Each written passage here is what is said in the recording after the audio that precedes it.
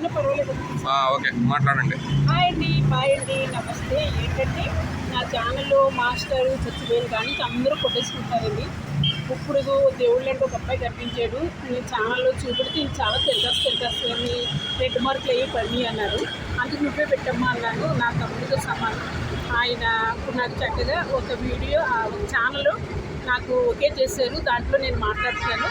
రేపటి నుంచి నేను మంచి మంచి వీడియోలు, మంచి మంచి కుకింగ్ వీడియోలు, మంచి మంచి షార్ట్లతో అంటే అసహ్యంగా కాదు, మంచిగా పద్ధతిగా నేను కర్రీస్ అని లేకపోతే లొకేషన్కి వెళ్ళి లొకేషన్ చూసి అలా మాట్లాడతాను. ఇంకా అవన్నీ జరిగినవన్నీ వదిలేయండి. ఇప్పుడు ఎస్ఆర్కి కన్ఫర్మ్ ఛానల్ రాకేష్ అన్నీ కూడా వదిలేండి. చాలా చాలా మోడల్గా పెట్టాను. ఇప్పుడు రాకేష్ లక్ష్మి అని పెట్టాను. అది చూసి మీరు లైక్ చేసి గంట మార్క్ కొట్టండి. గంట మార్క్ కొట్టిన వాళ్ళందరికీ కూడా పాదాభివందనాలండి. మీరు నాకు ఛానల్లో లైక్ చేసిన వాళ్ళందరూ కూడా ఆయువారికలతో చల్లగా ఉండాలని నేను జీవిస్తాను.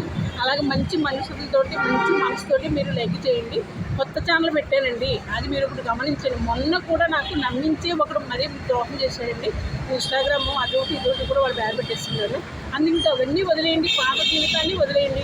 ఇప్పుడు నేను కొత్త జీవితం ప్రారంభించాడు. ఒక దేవుళ్ళ సాయి రూపంలో ఒక అబ్బాయి నాకు కనిపించాడండి. ఇవన్నీ చాలా రాంగ్గా ఉన్నాయి, నేను పెడతానమ్మా అని ఒక ఛానల్ క్రియేట్ చేసాడండి. రాకేష్ లక్ష్మమ్మ అని పెట్టాడండి. దాన్ని చూసి మీరు లైకులు చేసి గంట మరి కొట్టండి. కొడతారు కదండి. సరేనండి. హాయ్ అండి, బాయ్ అండి, నమస్తే. చాలా